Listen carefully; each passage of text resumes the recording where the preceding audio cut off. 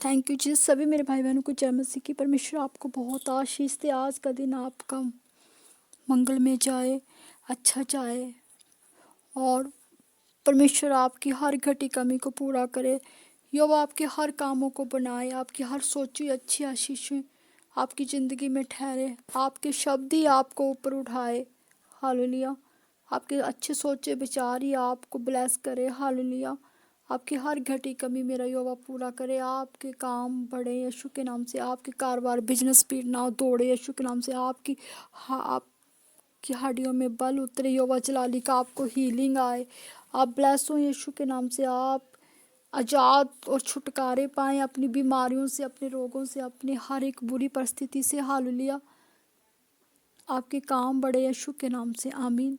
तो आइए वचन की सेवा करते हैं। सर्वशक्तिमान जीवित परमेश्वर हम धन्यवाद करते हैं पिता। आज का वचन दे के जाना, अपने वचनों की सामर्थ्य हम पे जाहिर करना। Thank you Jesus. धन्यवाद यीशु। Thank you lord. Thank you Jesus. Thank you Jesus. Thank you Jesus. धन्यवाद यीशु। Thank you Jesus. तो आज का वचन है भजन संहिता 34 की 1 वचन से ब्लेस किया परमेश्वर ने। निकालिए 34, भजन संहिता 34 की 1।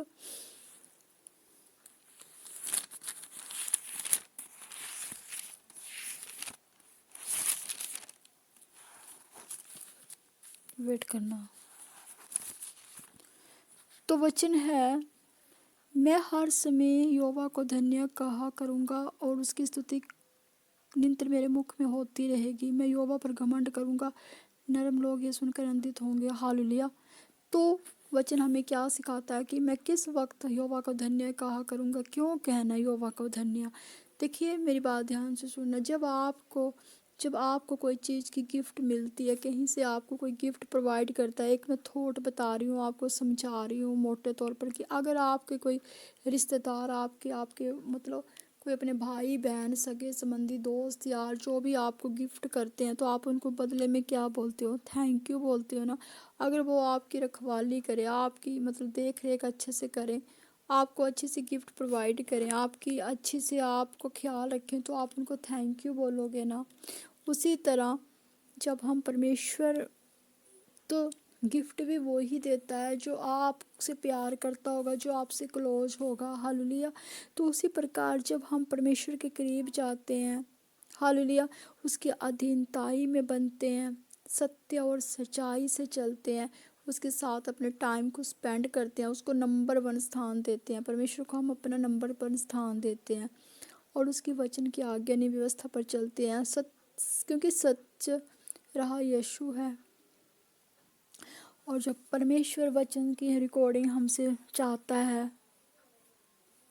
नहीं चलती और जब परमेश्वर हमसे व्यवस्था चाहता है, हम वो करते हैं, उसकी वचन की आज्ञा नियम व्यवस्था पर चलते हैं। हम हर एक काम सही तरीके से कर रहे हैं। हम अपने टाइम पर प्रार्थना कर रहे हैं, टाइम पर हम वचन पढ़ रहे हैं, टाइम पर खाना खा रहे हैं, टाइम पर हर चीज़ कर रहे हैं, टाइम पर हम अपना हर काम कर रहे हैं, टाइम पर हम परमेश्वर को भी अपना वक्त दे रहे हैं। जितना आपसे होता उतना दे रहे हो। हालेलुया।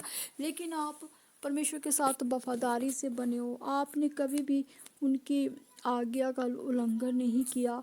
आप सत्य सच्चाई से चलते हो, सत्य से बोलते हो, सच्चाई की लड़ाई लड़ते हो, सच्चाई से बोलते हो। हालेलुया। तो फिर परमेश्वर क्या करता है? परमेश्वर फिर क्या करेगा? परमेश्वर ऑब्वियसली अपनी भलाइयों को आपकी ज़िंदगी में बताएगा, अपने बड़े बड़े चमत्कारों को करके दिखाएगा। आपके हर काम बढ़ने शुरू हो जाएंगे। आपको पता ही नहीं चलेगा किस किस स्थान से आपको आशीष आ गई है। आशीष का मतलब कि आपको गुड न्यूज़ एक के बाद एक गुड न्यूज़ें आने शुरू हो जाएंगी। आपके सारे काम बढ़ने शुरू हो जाएंगे जब आप परमेश्वर के साथ अपने टाइम को सही तरीके से रखोगे। हालेलुया। तब फिर परमेश्वर यहोवा को आप धन्य कहोगे, यहोवा को धन्य कहकर आप उसकी स्तुति करोगे और फिर मुख से यही आपको धन्यवाद की भेंट, आपके अंदर से धन्यवाद की भेंट परमेश्वर के लिए निकलेगी और फिर आप यहोवा पर घमंड करोगे। हालेलुया। और फिर परमेश्वर दीन जन, जो परमेश्वर के आगे दीन होता है, परमेश्वर ने कहा तू दीन बन, सबके आगे दीन बन, छोटों के आगे बड़ों के आगे।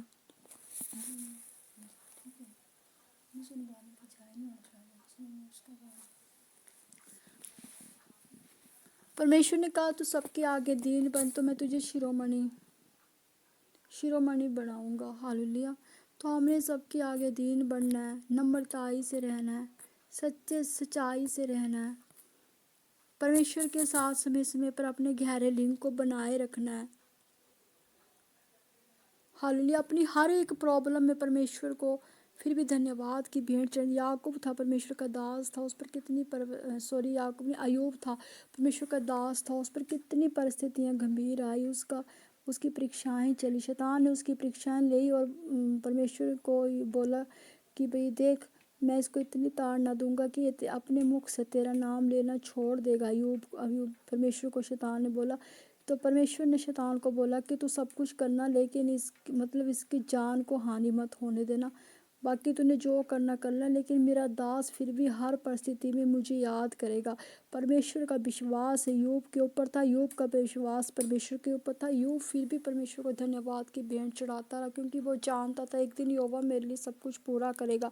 उसी तरह तो आपने भी हर परिस्थिति में यही बोलना है कि परमेश्वर एक दिन मेरे लिए सब कुछ पूरा करेगा। आपके आंढ गुआंढी, आपके रिश्तेदार बोल रहे हैं कि भाई तू चर्चों में जा रही है, तू बाइबल पढ़ रही है, तू बाइबल पढ़ रहा है, क्या तुझे मिला? तेरा कारोबार ठप हो रहा है, तेरा बिजनेस फिर भी ठप हो रहा है, तेरे बच्चे फिर बेकार है, ऐसे है वैसे है, तेरे बच्चों की शादियाँ नहीं हो रही, तू चर्च जा रही है, तू बाइबल पढ़ी, तू प्रभु को मानती है, तो आपने हर परिस्थिति में बोलना कि यहोवा मेरे लिए सब कुछ पूरा करेगा। आपने उनको कोई भी उल्ट सीधी बात नहीं बोलनी है, आपने वचन की मार देनी है उनको, वचन आगे से वचन बोलना है परमेश्वर की, यहोवा मेरे लिए सब कुछ पूरा करेगा। ऐसा बोलने से परमेश्वर का वचन आपकी ज़िंदगी में पूरा होगा कि यहोवा मेरे लिए सब कुछ पूरा करेगा। आपके मुंह से ये शब्द निकलेगा कि यहोवा मेरे लिए सब कुछ पूरा करेगा, तो यहोवा सच में आपके लिए पूरा करेगा। जब हम परमेश्वर को ये विश्वास दिला देते हैं कि यहोवा मैंने अपनी अधीनताई तेरे आगे रखी, मैं अपने आप को तेरे अधीनताई में कर दिया, अपने हर एक चीज़ को तेरे अधीनताई में कर दिया, परमेश्वर मैं स्थिरता से तेरे साथ बना हूँ,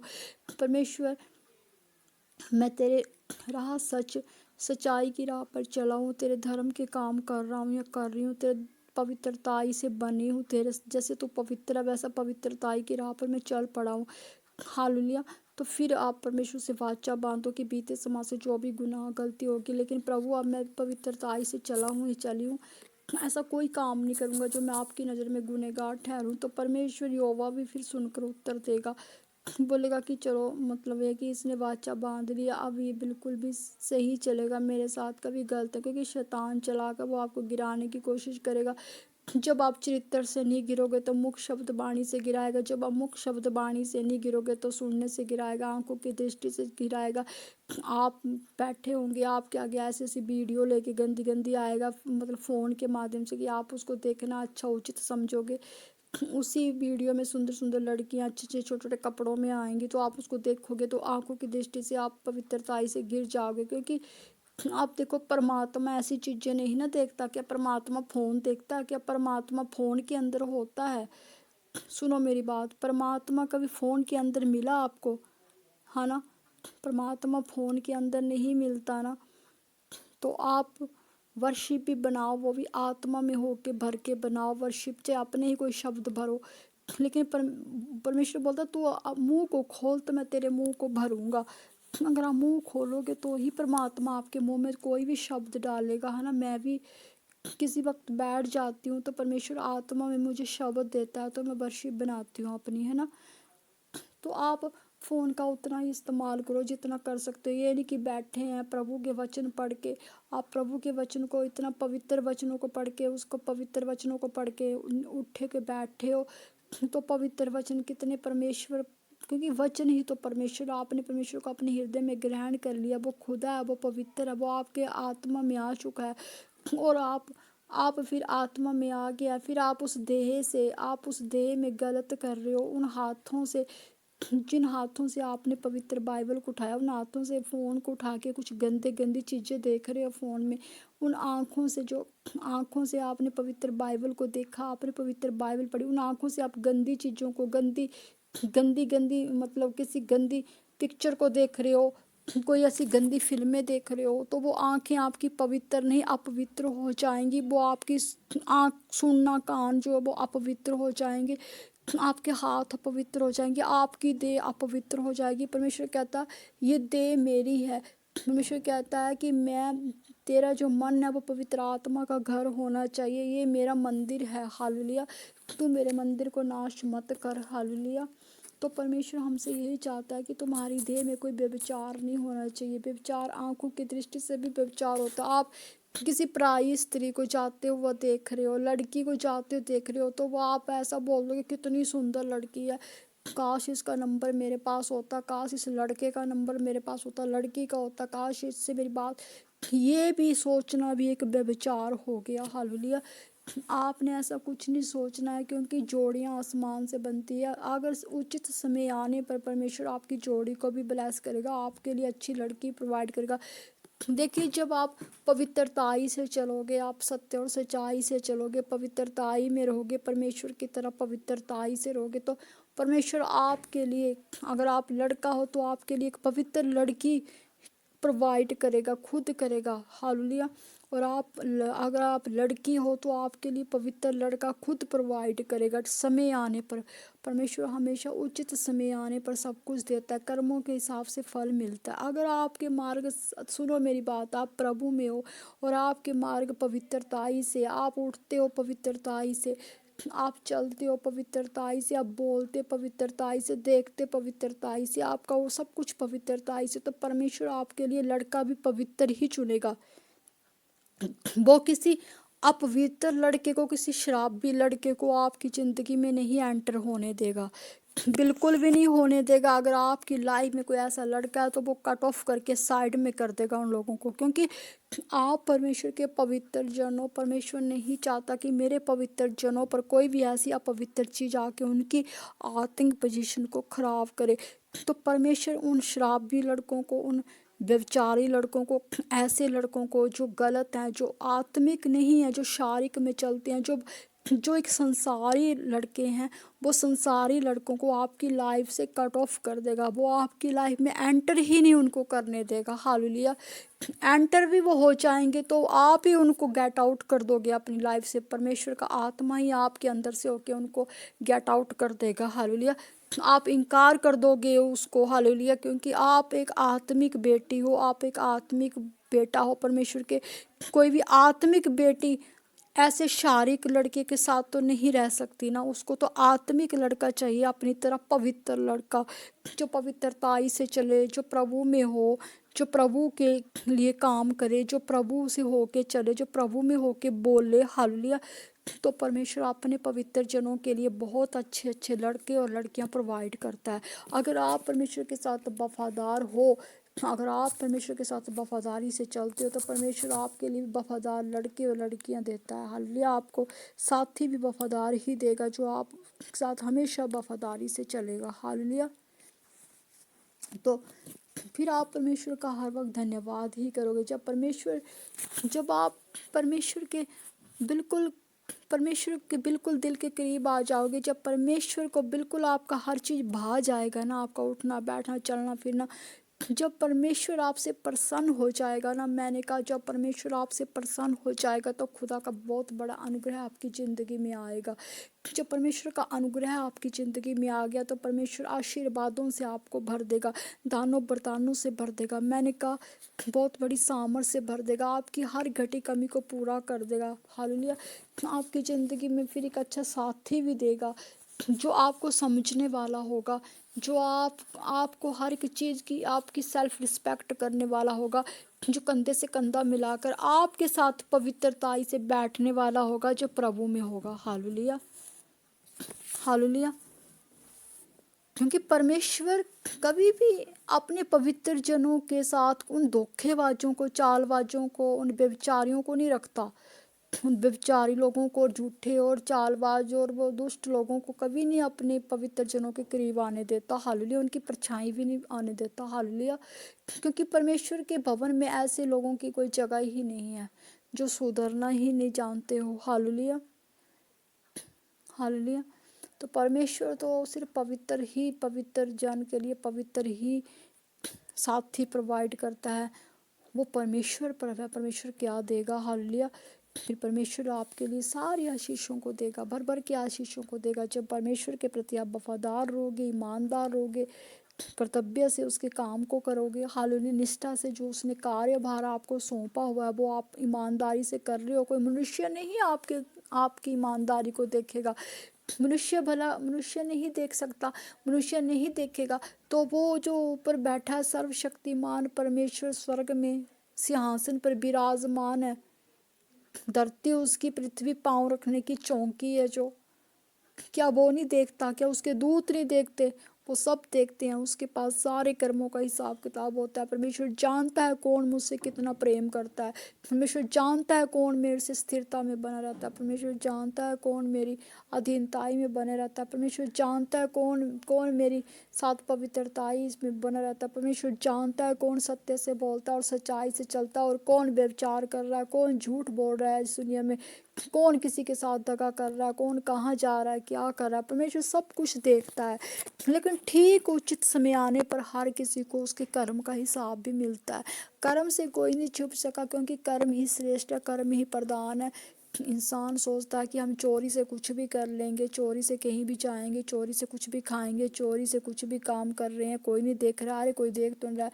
लेकिन वो ऊपर से सर्वशक्तिमान परमेश्वर सब कुछ देखता है। उसकी पूरी डिटेल हर इंसान की, उसके ऊपर डिटेल, सब कुछ डिटेल उसके पास होती है। वो ठीक उचित समय आने पर वो जब वो चिट्ठा खोलता है ना, फिर कर्मों का हिसाब किताब स्टार्ट हो जाता है। फिर बैक कर्मा होता है। फिर ऐसे लोगों को कर्मा फेस करना पड़ता है जो किसी के साथ धोखा करते हैं। जैसे पति अपनी पत्नियों के साथ धोखा करते हैं, पत्नियां भी अपने पतियों के साथ धोखा करती हैं, है ना। ऐसे लोग होते हैं जो पीठ पीछे खंजर भांगते हैं, अपनी मासूम पत्नियों के साथ धोखा करते हैं, है ना। बाहर वालियों के साथ मटर गश्ती में रहते हैं कि बाहर वालियाँ बड़ी खूबसूरत है, बाहर वालियाँ के साथ बहुत घूमे फिर रहे हैं, उनको खिला पिला रहे हैं। लेकिन जब परमेश्वर की लाठी बजती है ना, तो फिर धूम धड़ाक के साथ बजती है। उसमें फिर देरी तो जरूर होती है, उसकी लाठी जो देर से बजती है, लेकिन बहुत बहुत दुरुस्त बजती है। फिर जब आप अपना न्याय नहीं करोगे, आप अपनी ओर से नहीं लड़ोगे, तो फिर आपकी ओर से लड़ने वाला आपका परमेश्वर यहोवा है। हालेलुया।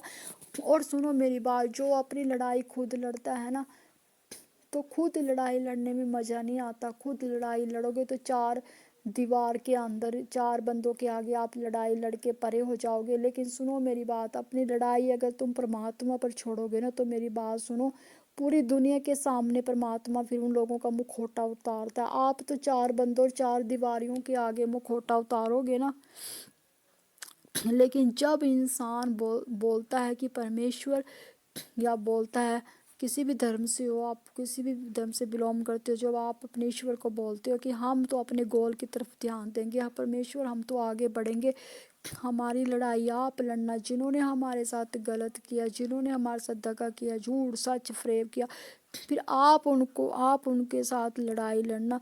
जो हमारी ओर से लड़ने वाला है वो हमारा परमेश्वर यहोवा है। फिर परमेश्वर हमें ये बोलता है कि तुम चुप रहो और खड़े खड़े उधार का काम देखो जो मैं तुम्हारी ओर से करने पर हूँ। हालेलुया। फिर आपने चुपचाप खड़े खड़े उधार का ही काम देखना जो यहोवा आपकी ओर से करने पर है, जो यहोवा हमारी ओर से करने पर है। फिर आपने कुछ नहीं करना, आपने चुपचाप शांति से बस परमेश्वर के काम का तमाशा देखना। बस जो परमेश्वर करेगा फिर उसका बिल्कुल आनंद से फिर आपने परमेश्वर के किए हुए न्याय का आप तमाशा देखोगे।